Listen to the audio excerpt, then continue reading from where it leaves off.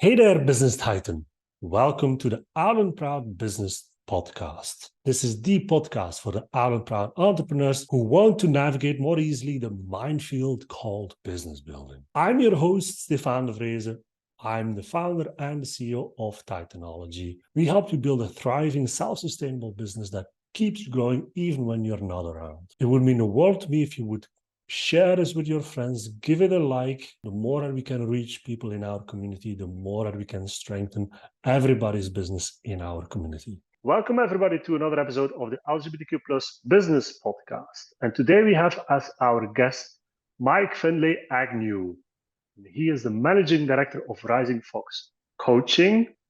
And you are helping LGBTQ plus people to transform themselves and to become the best versions of themselves. And Mike, you describe yourself as a social entrepreneur, a coach, a writer from the LGBTQ plus perspective. Now tell our audience, what do you mean exactly by that? Hi, Stefan. Thanks for having me on today. Yeah, happy to give you a bit of background to me. So I regard myself as a social entrepreneur. So every aspect of my professional working life, I'm trying to give something back to the greater good. I'm also, as you've mentioned, a coach, which is really why I'm here today, a transformational coach and a writer from an LGBTQ plus perspective. So for me, I'm really driven by supporting people from our own community, from the LGBT community, to be the best version of themselves. So really, my background is I've worked for 20 years in communications. And spent a big chunk of my career in London, then moved back to Scotland. I'm based here in Glasgow, but I work globally and I have a day role as well, which is international. But really, I was first exposed personally to the power of coaching about 12 years ago now. And I was new to a job and I was new to doing management and I was struggling with the team I was managing at the time. And a friend of mine recommended that I work with a coach, a life and career coach. And I'll be honest with you, at the time, I was a bit cynical, thinking, is this really going to help me? And I was very much stuck in a fixed mindset, which we'll come on and speak about me being bad as a manager. It was all my fault that things were not going well with the team. So to cut a long story short, I worked with this coach for about 18 months, and it genuinely was transformative for me and my own mindset. And I had a renewed sense of positivity, confidence, which I took back into the workplace. So fast forward to about 2.5 years ago, I qualified with a diploma from the Animus Centre in London in transformational coaching. And Rising Fox, as you mentioned before, is my business. And really what I do now is see clients on a one-to-one basis, mostly over Zoom. You can be anywhere in the world to work with me. And I do what I describe as a combination of life and career coaching, so blending them both together. And really my mission is about supporting as many LGBTQ plus people to feel as comfortable and confident as themselves as they can be. And I've seen real direct results in the workplace for them in terms of what they're doing out in the world. That's super powerful, Mike. Thank you for that explanation. And yeah, it is true that especially in our community, I believe that there's a lot of people, especially then also entrepreneurs, that have that sense of like they might feel stuck, right? They might feel like, okay, is this it? What am I doing wrong here? Why am I not progressing the way that I want to progress? And sometimes a coach is the best thing that can happen in their career, in their lives. But at the same time, I'm 100% sure as well that there's a lot of people that are very reluctant to take on a coach to transform themselves, as you can say. Why do you feel like people are still reluctant to get some help around? Yeah, I think it's a slightly old-fashioned attitude. You mentioned the word help. I think a lot of people are still reluctant to seek out help because it's seen or it has been perceived in an older way of thinking as a weakness, i.e., I'm struggling and therefore I need help or support. But I think there's been a real kind of tidal wave and a shift. I think people during the COVID period in particular realized actually I could do with some outside support, I could do with an outside perspective. And what we find in the workplace is many companies and organizations are looking for coaches to provide expertise and models and support for their staff because it's proven to increase productivity. Absolutely. So I think it's been a big change. I still think there's a bit to go in terms of perceptions. But coaching, I would say, I would encourage anybody at any level of an organization, no matter where you are in the world and what kind of job you're doing, you should feel entitled to have a coach. You'll be amazed the number of clients that have come to me and said, I'm not a chief exec. Can you coach me? I'm like, I don't just coach chief execs. Yeah, exactly. Everybody, I say this a lot of times, everybody should have had a coach at some time in their life. If you're an entrepreneur or not, doesn't really matter. Everybody needs some help. Everybody needs that kind of a sounding board at some point. Now, Mike, if you would look at an entrepreneur and, for instance, they have a team and they feel like the team is not performing, or they feel like they're not productive, or maybe they feel like they are not doing their job as a manager or as a business owner to help their team, and they come to you. If you look to that kind of a situation, how what is like the first kind of steps that you do with this entrepreneur to help them break through whatever is holding them back? Yeah, so I think that there's a number of things you can do as a coach. And this kind of thing you've described, Stefan, about an entrepreneur sitting there going, oh, I don't think I'm doing as well as I can being the manager. I don't think my team is performing well. This is really common, right? We've all had it in the workplace. I have as well. So for me, I would really want to spend time to get trust and relationship between myself and that client so they can be 100% themselves. There's a really interesting concept that I learned through management training called selective vulnerability, which is this idea that as a leader and a manager, there are times that you should tell your team when you're feeling vulnerable. It's not about turning up every single day and sharing every single problem or challenge with your colleagues, but it is about picking your moment and saying to your team, do you know what, guys? I'm actually struggling with this. As the leader of the team, I'm actually struggling with it. And when I came across this concept of selective vulnerability, at the time I was managing a team as well, and they were struggling. And as soon as I told my team my kind of struggles and my vulnerabilities, there was an instant change. So there was an instant shift from the team's attitude, and they started picking up the phone more to me. It was during lockdown again, so we were all quite isolated. And there was an increase in understanding between myself and the team.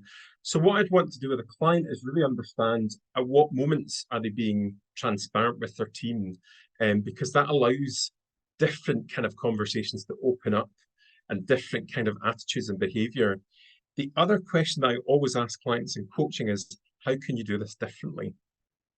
Which is a very simple question, which can open up the doors to kind of other ways of working. A lot of people in the scenario you described, Stefan, are very much in that fixed mindset of it's never going to get better. It's going to be the same. But even a simple exploration around how can you do something differently opens up that kind of creative part of your brain to think, well, actually, I never thought that I could have that conversation with my team. I never thought I could rely, for example, on an outside colleague to support the team as well. So it's about thinking kind of creatively and having those open conversations. I think you made a really good point there. Like being selectively, how did you call it again?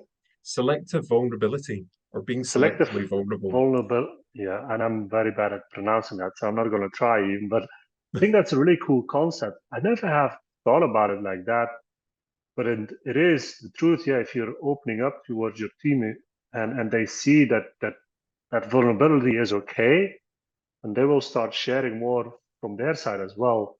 That kind of connection with each other is then super important. I can also imagine that a lot of customers that you would get, or a lot of entrepreneurs, I can imagine that a lot of entrepreneurs are still stuck into the mindset of, come on, I'm not going to be vulnerable here. Like that's going to open up the door for people to throw stones at me and to tell me what to do. It's not easy to change that kind of a mindset, I believe. If I'm working with entrepreneurs, that is definitely something that I have experienced. Like, even if you would tell them, like, yeah, but okay, be open and so on, or even be vulnerable, I get a lot of pushback from that. But what would you advise me then, as a coach myself, to help these entrepreneurs to really open up and not getting too stuck in their own mind, let's say? Yeah, so it's a really good question, Stefan. I think it might be useful at this point to just explain a bit more so some of the listeners to the Hmm. podcast can understand what we mean by a kind of fixed mindset and then the polar opposite Yeah. of that, which I would describe as a growth mindset. So kind of classic thoughts, behaviors, or speech patterns from somebody who's in a fixed mindset, and I've jotted some of these down, so forgive me if I'm looking down, is I can't do this in relation to any task. So if you're an entrepreneur setting up for the first time, you're like, I can't do this, can't leave a day job, can't go fully employed by myself. I will never is another classic one as well. I will never be able to do this. I will never succeed as an entrepreneur. My life will stay the same forever. You'll be amazed at the number of clients I've worked with who get the sense that, and these are not old people, right? These are people our kind of generation. My life is going to stay the same forever for the next 40 odd years. And I have no other options. This is the one I always like to challenge from a fixed mindset point of view.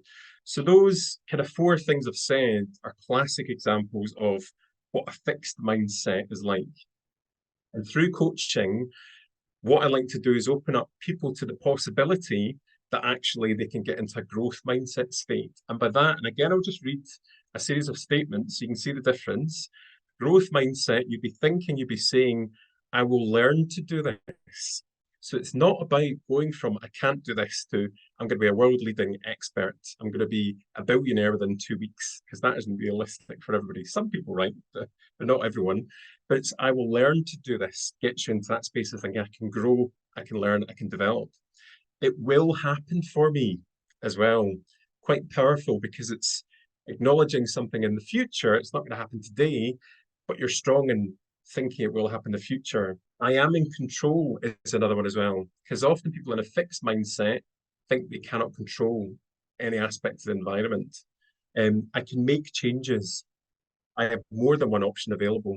So to give you a little example of how I've kind of used the kind of fixed growth mindset, and it's nothing about entrepreneurship, but it is about more kind of health and well-being. When I was 28, 29, I was living in London and I felt very unfit and I started to put on weight. And I decided to run around Greenwich Park. And I ran around Greenwich Park for 10 minutes and I felt terrible. I thought, I'm unfit, I'm a terrible runner, and I actually hate the experience of running. And it really took me a good number of weeks to kind of slow myself down from going, I'm never going to be a runner, to going, actually, my first ambition is to enjoy a 10-minute run. So the kind of self-talk I started to use was, if I run for 10 minutes today, I'll feel better for it tomorrow. The other kind of terminology I used was, I'm a runner in the making. So rather than going from nothing to athlete, I was very much going, I'm in the process. And the process is where the good stuff happens, the creativity. And we see that in coaching all the time. I'm learning to enjoy being outside with each run that I do. And with each run that I do, I improve. And to cut a long story short, I went from that 10-minute struggle around Greenwich Park to within 2 years, I'd run the London Marathon. Now, a reason for telling you that is not to brag about my running experiences, but it is to say to people that are entrepreneurs, take small steps today to get to where you need to go to. Don't try and run before you can walk. I know the running analogy is probably not helpful because I'm talking about running straight away rather than No, I jogging. think it's a really good analogy. I think in many cases, everybody should listen to this and understand that indeed, start with the small steps, right? And I love also the examples that you give about how you can change the way you think when you talk differently as well to yourself, right? I can't or I can do this. Like the way that you talk to yourself is so important. And from my perspective, what I have done for myself when I was going through also a lot of stuff when I'm building my business, there's a lot of stress, there's a lot of uncertainty. And at a certain point, I was stressed every single day. And then through some practice, indeed, I started to talk differently to myself. And I said to myself, I am a leader. I know how to fix things. I'm good at what I do. I know how to make money, all of these kind of things. And I actually recorded myself saying those things. And this is the truth. Every single day when I wake up, the first thing that I do is listen to myself and listen to these statements, because that puts me in the mindset that I need to help other people as well. Because if I cannot be in the mindset of, of an open mindset, a growth mindset, and be a leader for other people, yeah, I'm doing them a disservice. So that is my little trick, let's say, to get into the right mindset. Yeah. Because by no means I'm not perfect. I feel stressed and overwhelmed at times as well, but this really, really helps me. And I don't know if this is something you also do with your customers, Mike, but for me, it's really helpful. Absolutely. And Stefan, I think it's a really good example you've given there of what's described as positive affirmations. So a lot Yeah. of the time when I'm working with clients, we start to talk about positive affirmations. And some people cringe and kind of wriggle a bit in their seat going, oh, is this me every day going on to Instagram and social media and telling everybody I love myself?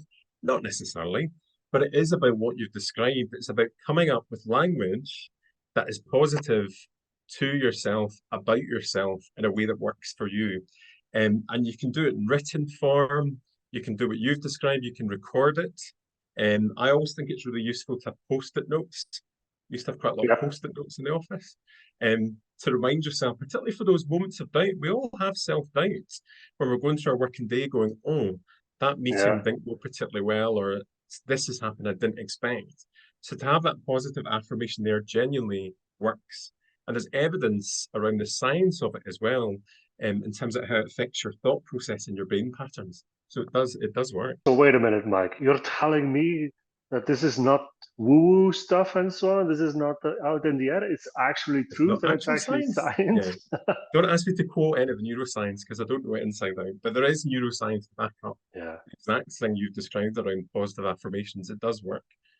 Yeah. And again, I must admit for myself, there were many, many years before I discovered how to do this that I thought like, oh my God, I'm never going to do that. This is too much for the hippie style and so on. But it's actually helpful. And even more so if you're an entrepreneur, even more so if you're just starting out as an entrepreneur, a solopreneur, there's already so much going on around you. And you might feel lonely, you might feel misunderstood and so on. So all of those things are coming at you, which has an impact, a big impact on mental health, right, Mike? This Yeah, is what you see as well. absolutely. And I think that the kind of loneliness aspect you've described in terms of us being entrepreneurs is quite interesting. And particularly with what you're doing with technology around the LGBTQ plus population, because there's an element of, with our mental health, statistically speaking, LGBT people are more prone to poorer mental health. And we see from organizations like Stonewall what the stats are like. So for me, coaching has an absolute place as an enabler for people in the LGBTQ plus community to feel safe and to develop their own sense of authenticity. So I think just building what you were saying, Stefan, and to use an example, I worked with a client last year who was a gay guy who was a bit like us, quite entrepreneurial. He was doing a number of jobs, trying to figure out what direction he was going in. And by the time we got to our third session, he started to open up about his own queer identity and what he described as not feeling like he had any connections or like he fitted into the queer community. So what we did in those sessions was a really deep dive into the root causes of that, it coming from kind of experience earlier in life and his own kind of mental health, but also, and this is where coaching really comes into play, thinking about the future version of himself and how he could be more authentic with his own Yeah. queer community and what that means, A, for him personally, being connected to the queer community, queer groups, queer friends, everything else, but also what it means for his business as well.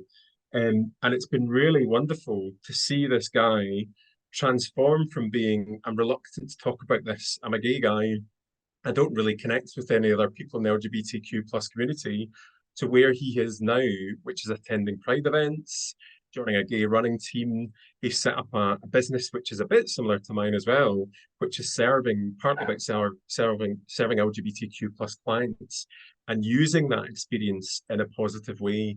And I would go one step even further and say, as LGBTQ plus people, we have gone through our kind of childhoods and upbringing through some hard stuff. And the hard stuff, as you get older and more experienced, turns into your resilience. And a lot of the people I work with, fellow entrepreneurs, use that resilience from their LGBTQ plus identity to advance their businesses in a really great and authentic way. 100%. I couldn't agree more, Mike. I couldn't agree more. Being resilient is so important for an entrepreneur. And since we have gone all of this as LGBTQ plus people through our lives, the coming out story and so on, so much stuff going on, And if you've gone through that, that made us even more resilient. And that we should use that, right? I always say to people, lean into your queer power because it makes you more powerful than anything else. Now, if you look at the past years, Mike, of doing transformative coaching, what were some of the biggest successes that you have had? Like you would say, like, oh my God, this person went from this to this, and you already gave an example, but are there more people from our community where you have seen this kind of transformation? And I just want to use these examples to inspire people that are listening to this, that this could also be you. Yeah, absolutely. So I think hard to sum it up in a few sentences, but I think to use it on a few examples, I had one client who was fresh out of university. He was a mature student, so he wasn't a kind of 21-year-old, he was kind of early 30s. And he had basically got a job in an organization he didn't really believe in, doing a job he didn't believe in either. And he wasn't being true to himself or his values. So we talk about the word values all the time in coaching. And what I mean by values is what is important to you as an individual. What do you treasure in life? Is it money? Is it power? Is it fame? Is it fortune? Is it more what I'm into, which is improving people's lives? Social justice, equality, whatever it may be. So we did an exploration when we were working together on coaching about his values, which really brought those out. And essentially, he exited from that secure job and started his own business and successfully bid to get money to get that business up and running. And he's gone down a completely different path. So part of that process was to do with the values work we did, but also looking at that sense of imposter syndrome, which we hear about all the time. It's quite a Oh, cliche yeah. thing now. There's a lot of books out there, which is quite useful. But that sense of, am I good enough? Am I the right person for this? Am I qualified enough? Should I be here? This comes up all the time with entrepreneurs. But my challenge back to my client was think about all aspects of your life, not just your working life, and where your transferable skills come in. So when people are thinking about being entrepreneurial, they automatically go to, I've got this qualification, I've done this job, but you're much broader than your job descriptions and your CV. It is about thinking through the whole of your life and your whole person and thinking through, actually, in my spare time, I do this really well. So how can I use that in my own enterprise? Good stuff, Mike. Yeah. I mean, this kind of an impact, as you might agree, having this kind of an impact in our community is so powerful, where we can really help people to change their lives. This is what it is, right? If you're talking about coaching, if you're talking about transformation, it's changing people's lives. Now, if we go back a little bit to our original example where we talk about the entrepreneur that felt like their team was not performing, let's say that they have done this transformation coaching and they have opened their mind, they have created a growth mindset. What of an impact? What kind of an impact does that create for the team then?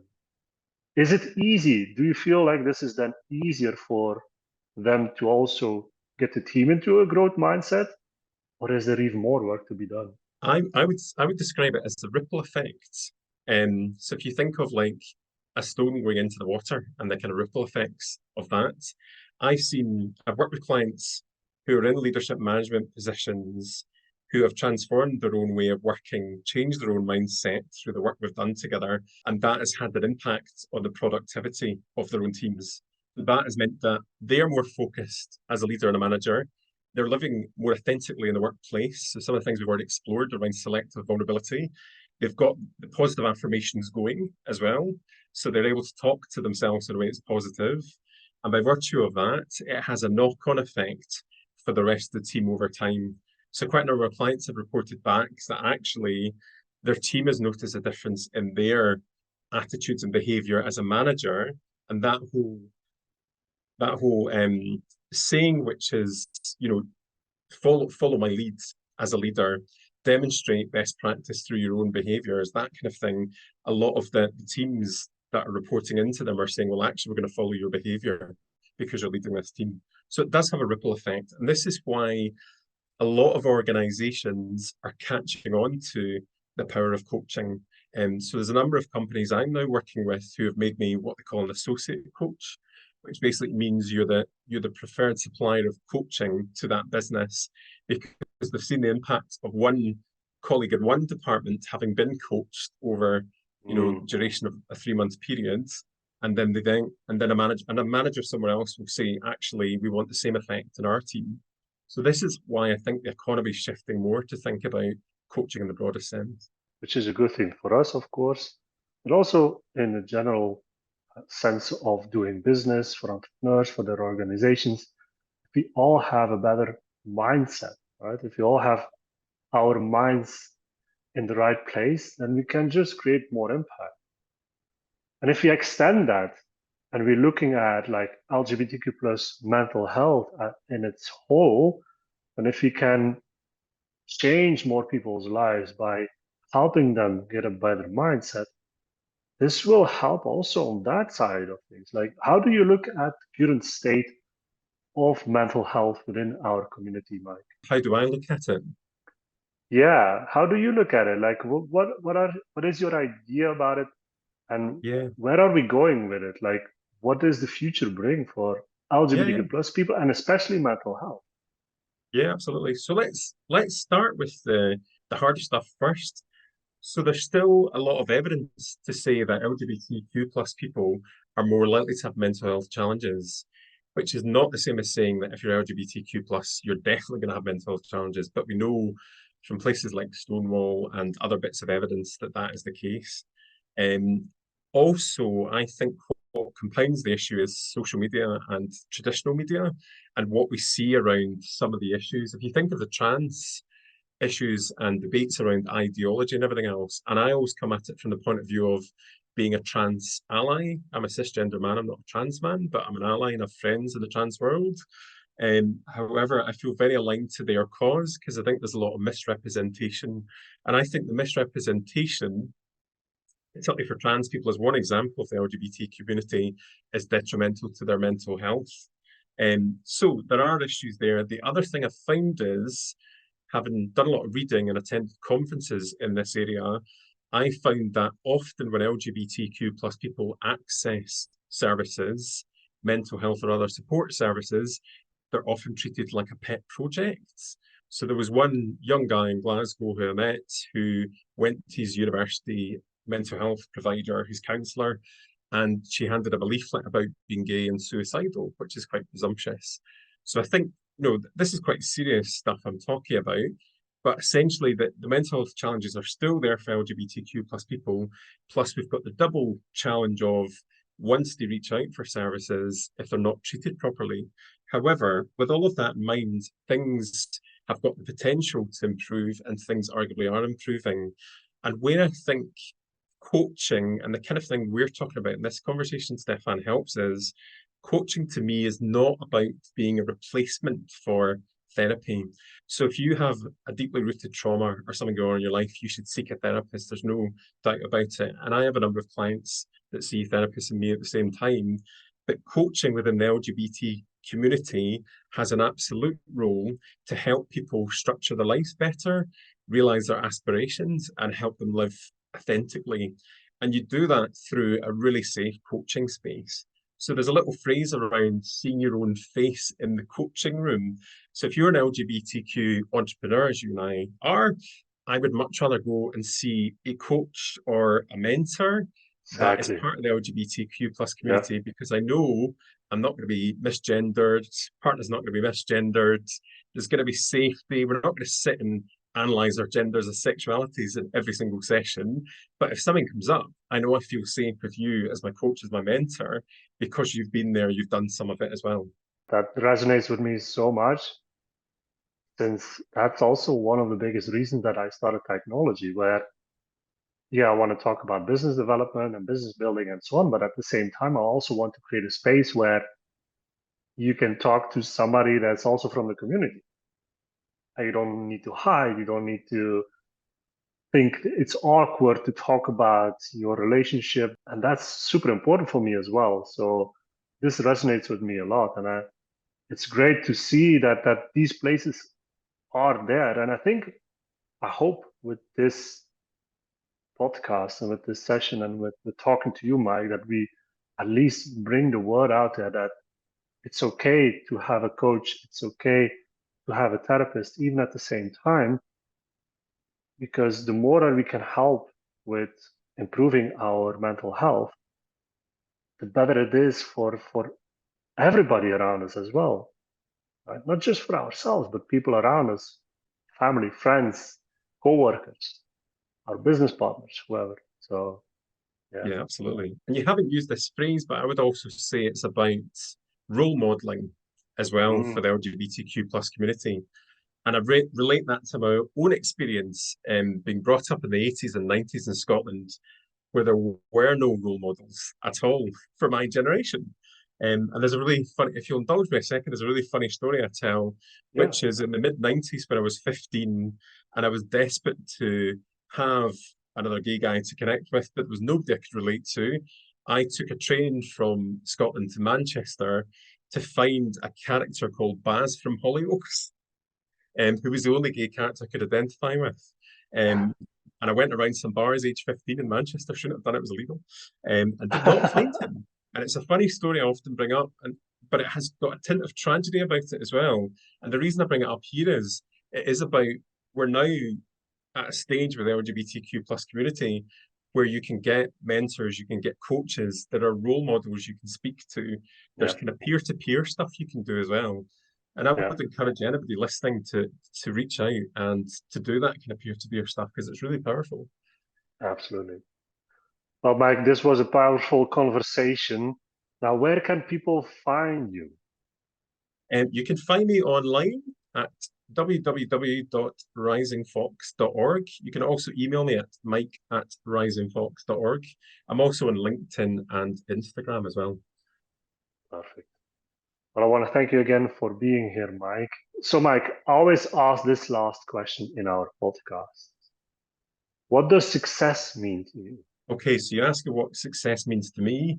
To me, success isn't about me, it's about you. It's about all of you out there. If I achieve anything in my life, it's about having impact and giving people the tools, the resources, the know-how, and empowerment to go out and be the best versions of themselves. Awesome.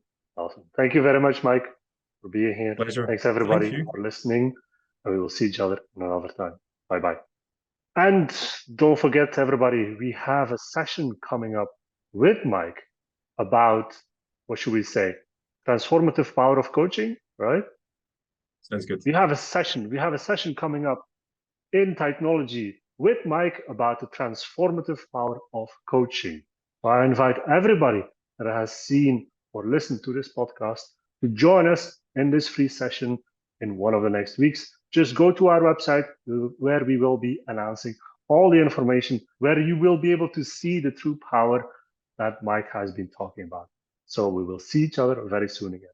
And that's a wrap, folks. Thank you so much for joining us here on the Alan Proud Business Podcast, your favorite resource for learning how to navigate the intricacies of entrepreneurial ventures as an Alan Proud entrepreneur. Remember, if you're interested in unleashing your business potential and turning it into a sustainable, thriving business that doesn't rely on you alone to grow, check out our programs on our website, titanoology.world. We know business building can be a minefield, so surround yourself with like-minded entrepreneurs.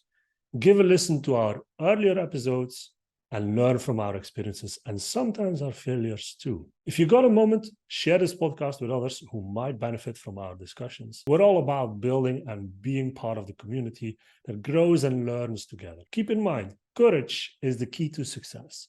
You've taken the leap and you're not alone in this journey. Together we'll help make the roller coaster ride that is called business building a little bit more enjoyable. Thank you for your continued support. Your journey always inspires us and we can't wait to see where it takes you. See you on the next episode.